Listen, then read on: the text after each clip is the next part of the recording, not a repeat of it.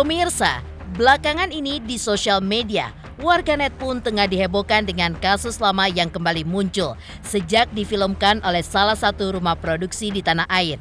Hingga kasus ini pun kini kembali digelar. Ya, melibatkan pasangan kekasih bernama Vina 16 tahun dan Muhammad Rizky atau Eki yang tewas secara mengenaskan di flyover Desa Kepongpongan, Kecamatan Talun, Kabupaten Cirebon, Jawa Barat pada tahun 2016 silam. Kasus ini pun seolah menjadi sebuah misteri besar yang sampai saat ini pun belum terungkap, meski sudah berjalan kurang lebih 8 tahun lamanya. Meski begitu, di balik belum terungkapnya kematian dua sejoli tersebut, sebuah pernyataan mengejutkan pun keluar dari seorang paranormal dan anak indigo yang saat itu dimintai keterangannya oleh tim intens investigasi guna membuat jelas permasalahan ini. Lantas, seperti apakah ungkapan paranormal mengenai sosok Vina yang kabarnya masih belum tenang dan ingin menuntut keadilan dari ketiga pelaku yang kini masih buron? Seperti apa pula anak indigo melihat lokasi pelaku yang bahkan menurutnya masih tidak jauh dari TKP pembunuhannya tersebut?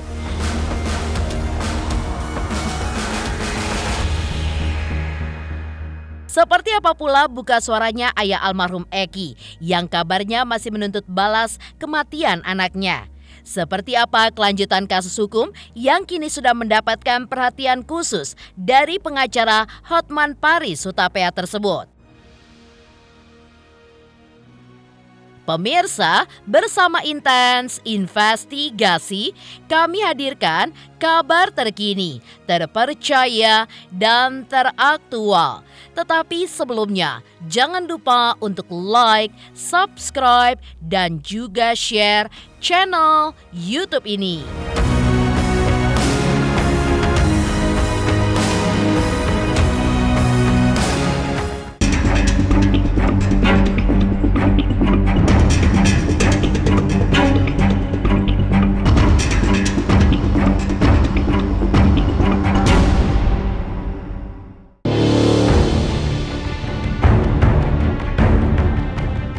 Seperti sebuah misteri, kisah tragis penghilangan nyawa Vina dan sang kekasih memang seolah menguap begitu lama dan hingga kini pun tidak pernah ada kejelasannya. Ya, diduga meninggal dunia karena dikeroyok dan disetubui oleh segerombolan anak geng motor yang terjadi di flyover di Desa Kepongpongan, Kecamatan Talun, Kabupaten Cirebon, Jawa Barat pada tahun 2016 lalu.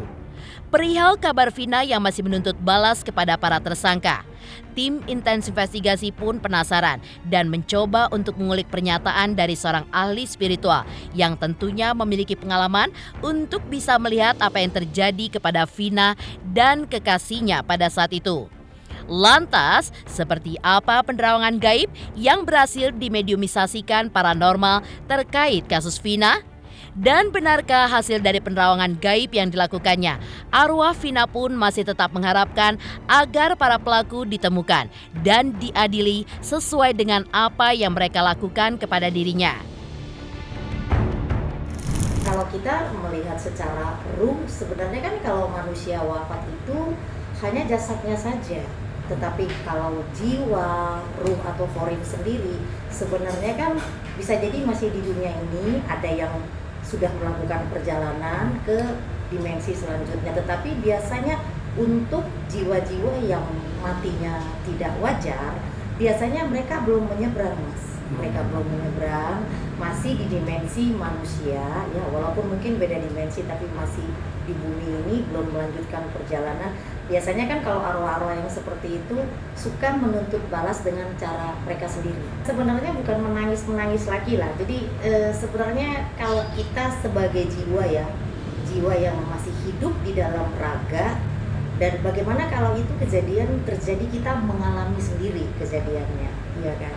Dicolimi, dilecehkan karena melihat wajah si pembunuh, lalu mereka membunuh dengan tidak manusiawi.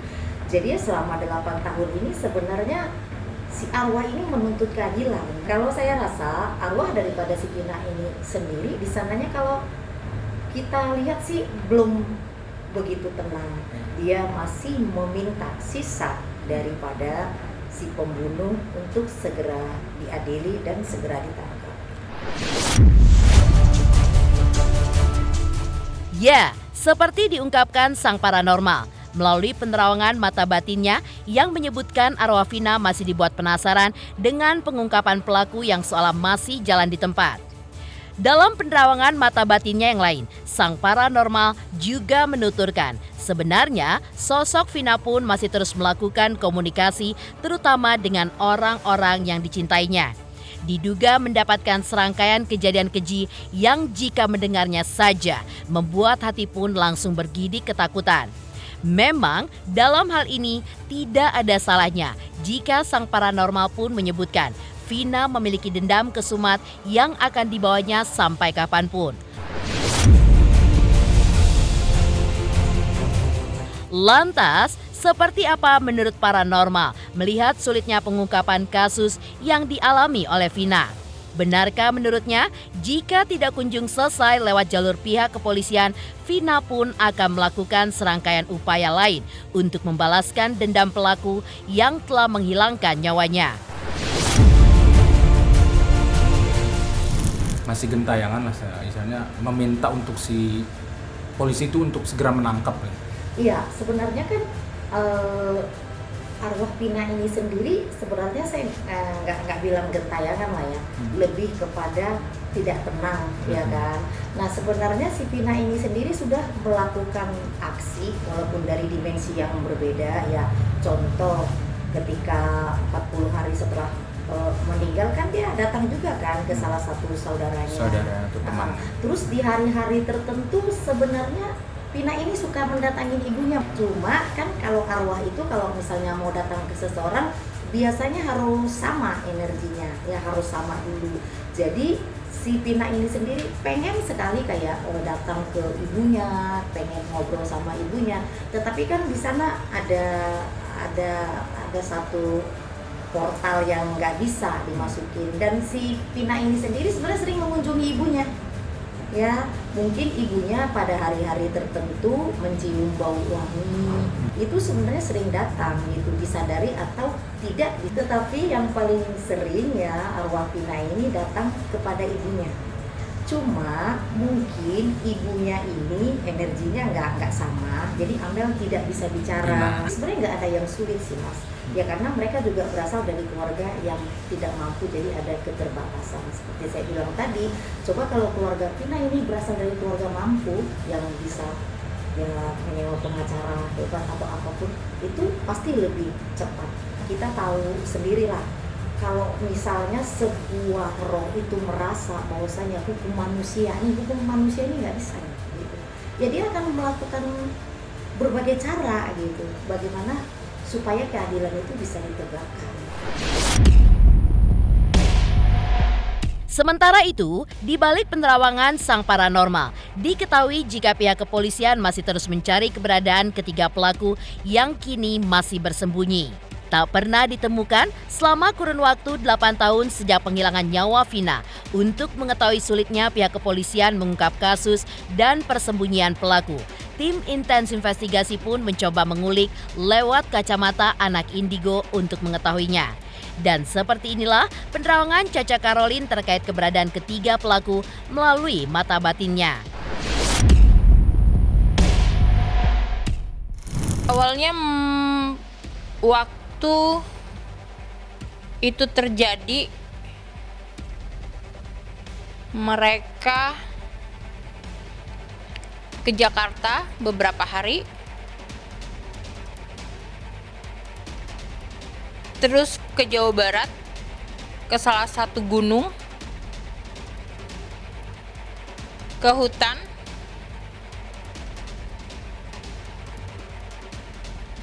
sempat ke daerah Jawa Tengah, terus ke Jakarta lagi, dan sempat ke daerah Lampung. Sempat bertiga. Setelah sekian lama mereka berpencar dan sekarang mereka keluar dari Jakarta dan bertiga lagi dan di sekitar Pulau Jawa, dan itu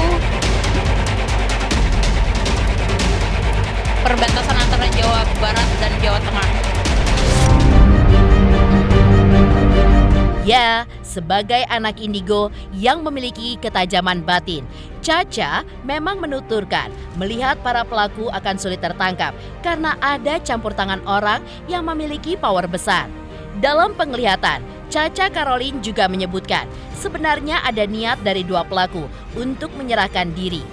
Namun, selalu dihalangi oleh otak penghilangan nyawa Vina dan kekasihnya.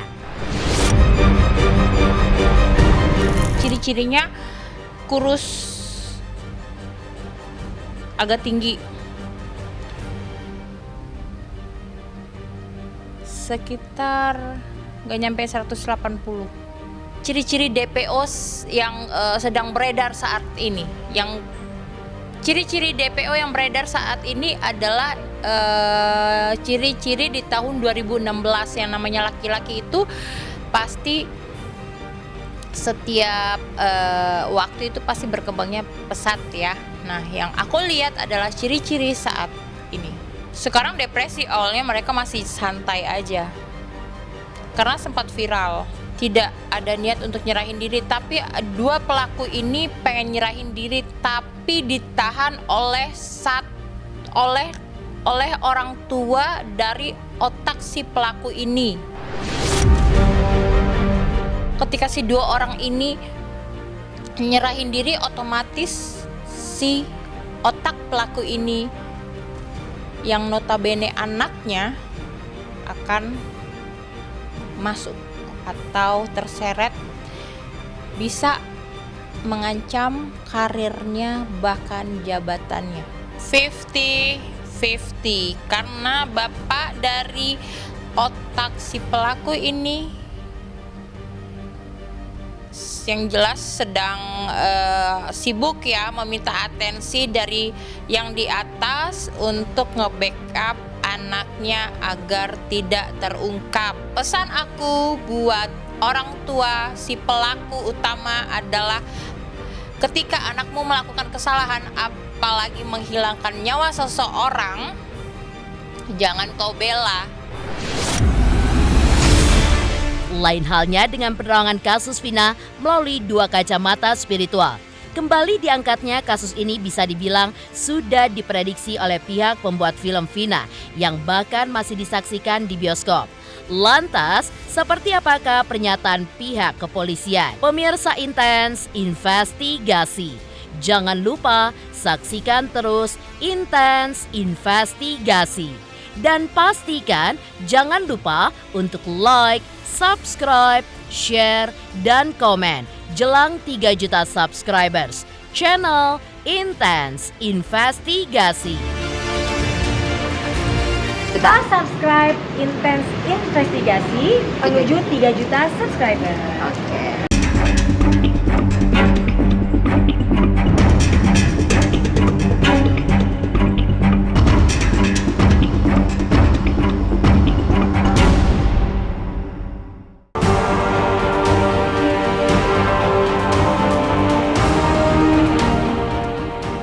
Hati orang tua mana yang tak akan teriris-iris ketika meratapi kepergian anak yang seharusnya bisa menemaninya sampai ajalnya menjemput.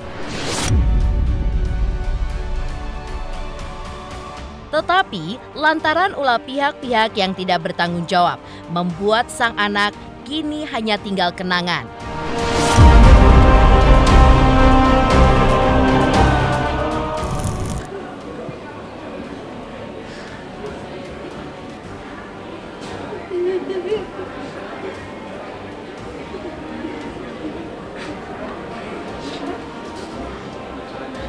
Jadi Ibu mengucapkan terima kasih kepada Pak Hotman Paris, kepada Pak Derat, kepada netizen se-Indonesia yang sudah mau membantu menaikkan lagi kasus ini, membantu supaya Benar awalnya kata polisi kecelakaan tunggal. Ya, waktu tadi ke rumah sakit itu kan sudah ada polisi yang bilang kalau ini kecelakaan tunggal. Oke, kemudian terus? Orang tua percaya, karena yang datang polisi ya. Emang waktu tiba di rumah sakit masih bernapas almarhum, Ya, masih. tapi nggak sempat ngomong, nggak bisa sempat ngomong.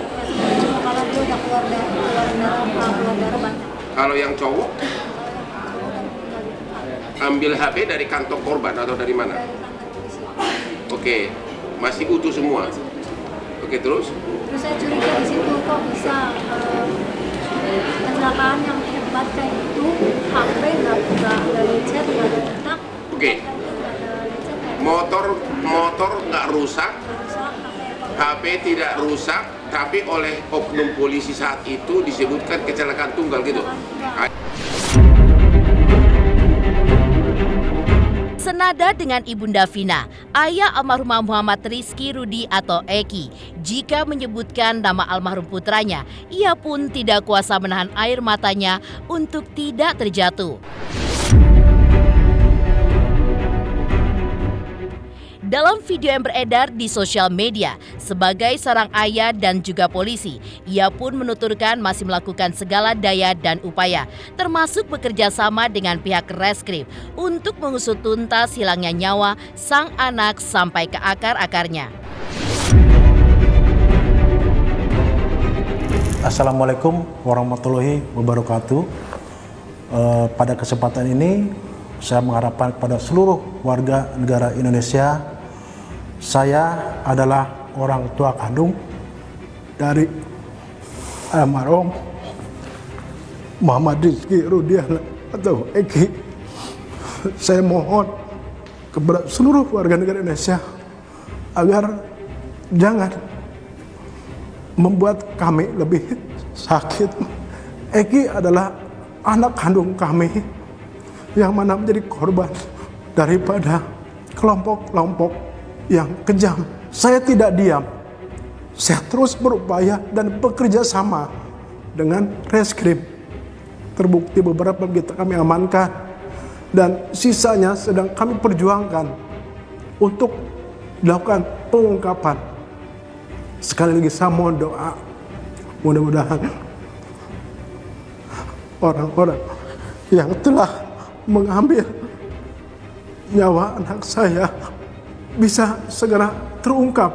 Dan sekali lagi saya mohon kepada seluruh warga negara Indonesia agar jangan berasumsi atau memberikan statement-statement yang akan mungkin lebih membuat kami sakit. Kami cukup yang mengalami selama 8 tahun saya berupaya untuk sabar, dan saya mohon agar seluruh Indonesia bisa mendoakan anak saya supaya tenang dan juga bisa mendoakan supaya pelakunya bisa segera terungkap. Sementara itu, setelah kembali viral dan kisahnya diangkat ke layar lebar, kasus pembunuhan almarhumah Vina pun diketahui cukup mendapatkan apresiasi luar biasa dari pihak kepolisian. Dan seperti inilah tanggapan pihak kepolisian dan mengkonfirmasi perihal kesulitannya dalam melacak keberadaan 3 pelaku lainnya. Keberadaan dari 3 orang DPO tersebut, baik kami menelusuri sekolah, orang tua, kerabat dari ketiga DPO tersebut, bahwa sampai dengan saat ini penyidik Polda Jawa Barat pada saat menangani kasus ini masih berupaya untuk mencari identitas dari 3 tersangka.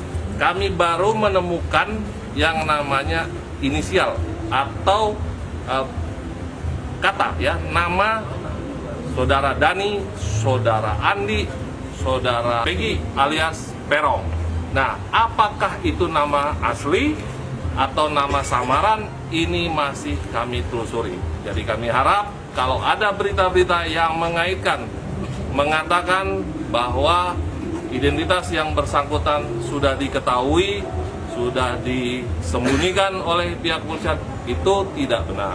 Terkait dengan film, tentu ada ya fakta-fakta yang sebenarnya yang mungkin bukan merupakan fakta yang kami temukan selama proses penyidikan sejak tanggal 31 Agustus 2016 dilaporkan di Polres Cirebon Kota maupun fakta di persidangan.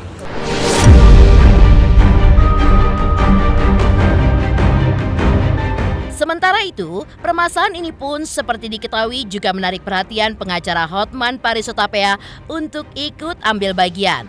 Lantas, seperti apakah usaha Hotman untuk membuat kasus ini pun bisa dilirik dan segera bisa diselesaikan oleh pihak kepolisian? Pemirsa Intens Investigasi, jangan lupa saksikan terus Intens Investigasi. Dan pastikan jangan lupa untuk like, subscribe, share, dan komen jelang 3 juta subscribers channel Intens Investigasi. Halo, saya Nugi. Yuk, subscriber Intens Investigasi jelang 3 juta subscriber.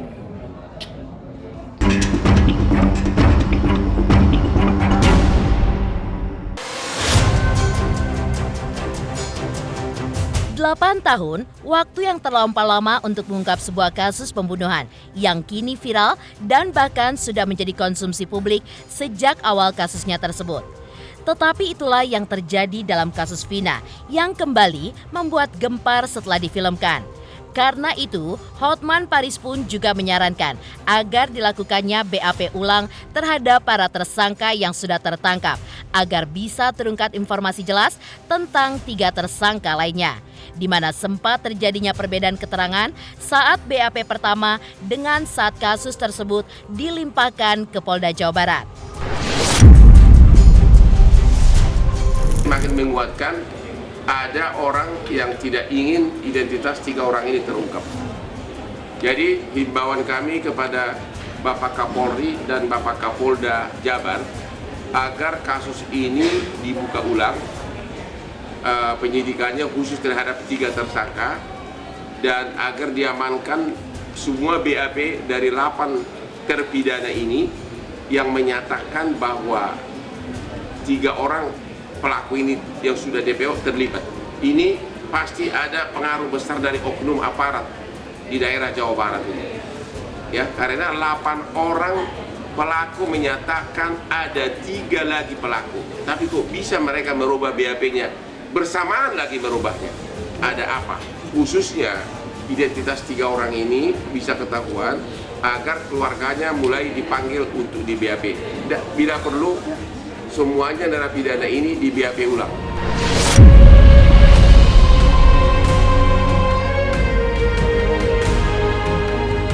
Pemirsa, jangan lupa saksikan terus Intens Investigasi.